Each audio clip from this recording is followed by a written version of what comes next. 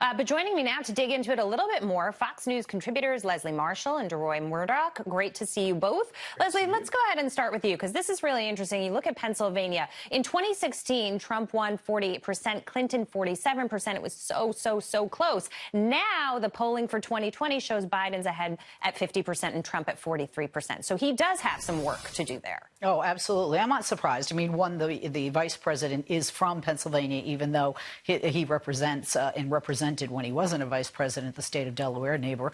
And in addition, Pennsylvania has some of those pockets. Hershey is one of them, like some other states in the country that went for Obama, flipped for Trump, and aren't happy now, even though the headlines are the economy is strong because of tariffs and some other things, some of the tax cuts that didn't make its way down to some of these middle and lower middle-class Americans in the working class. That's going to be problematic for Trump. And I think Pennsylvania, if Joe Biden is the candidate, I think it's going to be very difficult. And I think it'll be a bigger spread than we saw with Hillary and Trump in 2016. DeRoy, what does he have to say tonight when he gets on the podium to appeal to the voters to bring them back to his side? I think he can do a number of things. One is talk about the overall economy, which is in great shape. I believe median household income's gone up $5,000 under Trump. I think it went up about $1,000 under Obama and about $400 under Bush over their full 8-year terms. So that's a very positive story.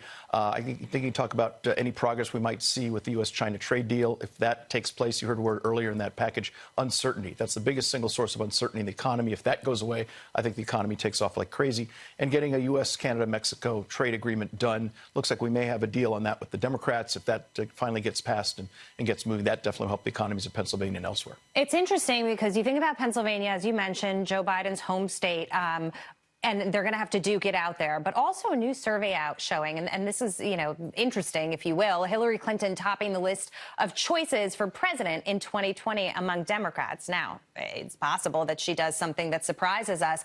But it makes me think, sit back here and say Biden isn't in the kind of position that we think he may be. I disagree. I think that's one poll. I think it's an outlier. I would like to see Bernie Sanders and Elizabeth Warren supporters polled, or how many of them are in that poll.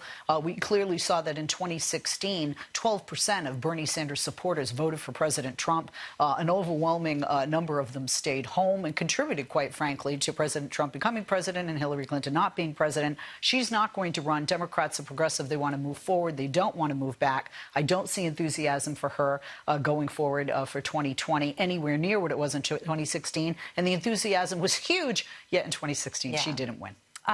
Going forward to 2020, we had the articles of impeachment announced this morning. The market's shrugging it off, but that doesn't mean that voters will as we head into the election. Your thoughts, DeRoy? Well, I think the Democrats, it looks like they're going to go ahead with this. It now looks, Lindsey Graham, I think, maybe blundered, which is if we're not going to have a Senate trial, that means that we're not going to be hearing from Hunter Biden, from Joe Biden, from this Alexandra Chalupa, who's involved with the Ukrainian embassy to help Democrats get dirt on Trump. I think that makes it worthwhile for this to get this information out. If the GOP is not going to have a trial on this, it just makes it even that easier. It lowers the price for Democrats in the House to vote for impeachment. I think even if they do, though, Republicans will remind those people and members of Congress in those 31 districts that were won by Trump in 2016, and they're going to get hounded all year long if they vote for impeachment. Guys, great to see you. Thank you so much.